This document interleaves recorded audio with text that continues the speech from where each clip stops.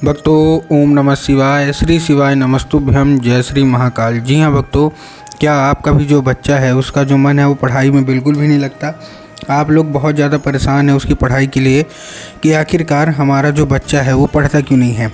जब भी आप उसको पढ़ाने के लिए बैठाते हो कि पढ़े तो लेकिन वो इधर उधर के कामों में लग जाते हैं। कहीं घूमने चला जाएगा, कहीं खेलने चला जाएगा, कहीं कुछ करने लगेगा, लेकिन पढ़ेगा बस बिल्कुल भी नहीं। आपको भी समझ में नहीं आता कि आखिर ऐसा क्या हो गया जिसके कारण हमारा जो बच्चा है वो पढ़ता नहीं है। तो आपको परेशान होने की कोई भी आवश्यकता नहीं है। आज मैं आपके लिए एक ऐसा उपाय लेके आया हूँ जिसको अगर आपने अच्छे तरीके से सुन के और अच्छे तरीके से कर लिया तो अवश्य रूप से सारी की सारी इच्छा और सारी की सारी जो मनोकामना है वो अवश्य रूप से पूरी होगी ही होगी। क्या करना है, कैसे करना है, पूरा आपको बताने वाला हूँ और अच्छे तरीके से समझाने वाला हूँ। तो बस उपाय ध्यान से सुन के अच्छे से करिएगा ज़रूर। ठीक, देखिए आपको भी पता है कि जो पूज्य गुरुदेव की कथा होती है उसमें लाखों की भीड़ आती है। कैसे भीड़ आती है? लाखों की भीड़ आती है। और जब गुरुदेव की कथा में लाखों की भीड़ आती है तो वहाँ ज़्यादातर जो भक्त होते हैं वो क्या करते हैं, पत्र के द्वारा अपनी इच्छा और अपनी मनोकामना जो है ना वो गुरुदेव तक पहुँचाते हैं। तो अभी गुरुदेव की कथा चल रही थी, आज से 3 से 4 दिन और 3 से 4 महीना पहले की बात है। 3-4 महीना पहले की बात है, गुरुदेव की कथा चल रही थी और गुरुदेव की कथा में लाखों की भीड़ आई। अब जब गुरुदेव की कथा में लाखों की भीड़ आई तो वहाँ ज़्यादातर जो भक्त थे ना उन्होंने क्या किया, पत्र के द्वारा अपनी इच्छा और अपनी मनोकामना जो थी वो पत्र के द्वारा अपनी इच्छा मनोकामना जो है गुरुदेव तक पहुँचाई। अब जब गुरुदेव के पास पत्र पहुँचा और गुरुदेव ने पत्र पढ़ा तो वहाँ गुरुदेव ने देखा कि ज़्यादातर जो भक्त है ना उनकी क्या है, केवल एक ही इच्छा और एक ही मनोकामना है। क्या कि गुरुदेव, हमारा जो बच्चा है उसका जो मन है वो पढ़ाई में बिल्कुल भी नहीं लगता। हम लोग बहुत ज़्यादा परेशान हैं कि हमारा जो बच्चा है वो पढ़े, लेकिन फिर भी हमारे बच्चे का जो मन है ना वो पढ़ाई में बिल्कुल भी नहीं लगता। कृपया करके कोई उपाय बता दें। अब जब गुरुदेव ने ये देखा तब गुरुदेव ने 2 से 3 उपाय बताए। देखिए उसमें उन्होंने ये भी लिखा था कि हमने उसके पीछे क्या कुछ नहीं किया, बहुत अच्छा उसको स्कूल में डाल के रखा है, बहुत अच्छा कोचिंग ट्यूशन दे रहे हैं, हर एक तरह की सुख सुविधा दे रहे हैं, लेकिन फिर भी हमारा जो बच्चा है ना उसका जो मन है वो पढ़ाई में नहीं लगता। कृपया करके कोई उपाय बता दें। अब जब गुरुदेव ने ये देखा तब गुरुदेव ने 2 से 3 उपाय बताए। ठीक, और जब गुरुदेव ने देखा तब गुरुदेव ने 2 से 3 उपाय बताए और कहा केवल और केवल ये उपाय कर लेना, तुम्हारा जो भी बच्चा है जिसका भी मन पढ़ाई लिखाई में नहीं लगता अवश्य रूप से उसका जो मन है ना वो पढ़ाई की ओर लगेगा ही लगेगा। अब जब गुरुदेव ने ये उपाय बताया तो लोगों ने जा जाके इस उपाय को घर में करना शुरू कर दिया। अब जैसे ही लोगों ने जा जाके इस उपाय को घर में करना शुरू कर दिया, वही लोग गुरुदेव की कथा में मात्र 1 से 1.5 महीने के बाद वापस आए। वही लोग, अब जब वही लोग गुरुदेव की कथा में वापस आए तो उन्होंने क्या किया, फिर से एक बार गुरुदेव को पत्र लिखा। लेकिन ये वाला जो पत्र था ये गुरुदेव को धन्यवाद के रूप में पत्र था कि गुरुदेव धन्य हो आपका, आपके द्वारा बताया गया उपाय हमने कर लिया है। हमारा जो बच्चा था ना जिसका मन पढ़ाई लिखाई में नहीं लगता था, अब वो बिना बोले बिना कुछ कहे केवल और केवल पढ़ाई ही करता है। आपका कोटि कोटि धन्यवाद। तो देखिए जो लोग मेरी आवाज़ सुन रहे हैं ना, अगर आपको भी जानना है कि आखिर ऐसा कौन सा उपाय है जिसको करने मात्र से सारी इच्छा सारी मनोकामना जो है वो पूरी हो जाती है, तो चलिए हम बताते हैं आपको आज की इस वीडियो के माध्यम से कि आपको करना क्या है। तो बस उपाय ध्यान से सुन के अच्छे से करिएगा ज़रूर।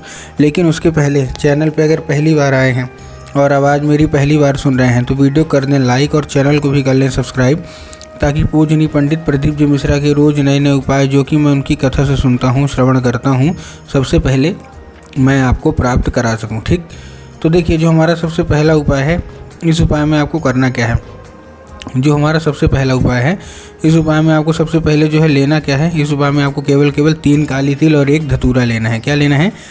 3 काली तिल लेना है और 1 धतूरा लेना है। अब देखिए काली मिर्च और काली तिल में ना बहुत सारे लोग कंफ्यूज होते हैं कि काली मिर्च क्या है, काली तिल क्या है, हमको थोड़ा साफ साफ बताओ हमको लेना क्या है। तब गुरुदेव ने साफ साफ बताया है कि आपको क्या लेना है, आपको 3 काली तिल लेना है और साथ में आपको 1 धतूरा लेना है। ठीक, ले लिया धतूरा। अब धतूरा लेने के बाद आपको करना क्या है, जैसे आपने धतूरा लिया, धतूरा लेने के बाद अपने बच्चे के हाथ में दे के उसको भेज दीजिए कहाँ, सीधा सीधा शिव मंदिर। अब जैसे ही आपका बच्चा शिव मंदिर पहुँचेगा, शिव मंदिर पहुँचने के बाद क्या करना है, उसको बोल देना है कि शिव मंदिर जाए, दक्षिण दिशा में खड़ा हो जाए और उत्तर की ओर अपना चेहरा कर ले। अब देखिए दक्षिण और उत्तर में ना बहुत सारे लोग कंफ्यूज भी होते हैं कि दक्षिण क्या है उत्तर क्या है, हमको थोड़ा साफ साफ बताओ। तब गुरुदेव ने साफ साफ बताया है कि आप जिस भी शिव मंदिर जा रहे हो ना, उस शिव मंदिर का जिधर साइड जलाधारी होगा आपको अपना चेहरा उधर साइड करके खड़े हो जाना है। ठीक, खड़े हो गए।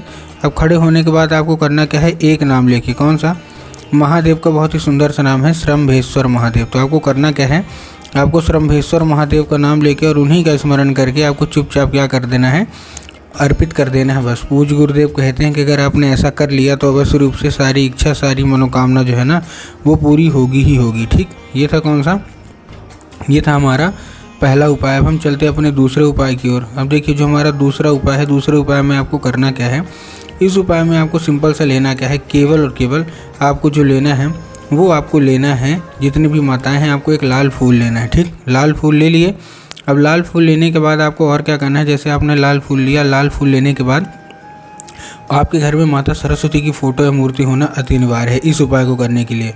अगर आपके घर में माता सरस्वती की फ़ोटो या मूर्ति है तब तो अच्छी बात है, लेकिन अगर नहीं है तो आपको बाज़ार जाना है, माता सरस्वती की फ़ोटो या मूर्ति लाना है और अपने घर में उनको स्थान दे देना है। ठीक, दे दिया।